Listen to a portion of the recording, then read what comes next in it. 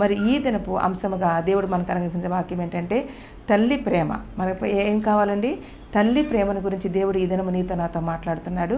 మనం దేవుని వాక్యంలోకి వెళదాం. చూడండి, నిర్గమాకాండము 2వ అధ్యాయము 1వ వచనం మనం చదివినట్లయితే, లేవి వంశస్థులకు వెళ్ళి లేవి కుమార్తె వివాహము చేసుకొనెను. ఆ స్త్రీ గర్భవతి కుమారుని కని వాడు సుందరుడై ఉండుట చూచి 3 నెలలు వానిని దాచెను.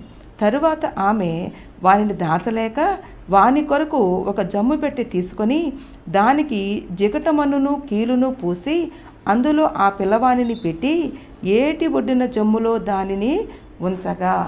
దేవునికి స్తోత్రం, హల్లెలూయా. ఈ యొక్క సందేశం ఏంటంటే మోషే గారి జనన విధానం గురించి ఇక్కడ మరి తెలియజేయడం జరుగుతుంది.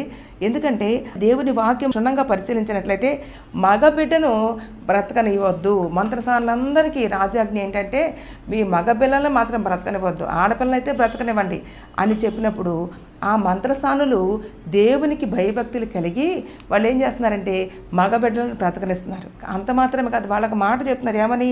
అయ్యా, హెబ్రీ స్త్రీలు ఐగుప్తు స్త్రీలు వంటి వారు కారు, హెబ్రీలు చాలా చురుకైన వారని చెప్పినప్పుడు దేవుడు వారు చూపిన భయభక్తులను బట్టి దేవుడు వారిని ఆశీర్వదించినట్లుగా దేవుని వాక్యం చెప్పబడుతుంది.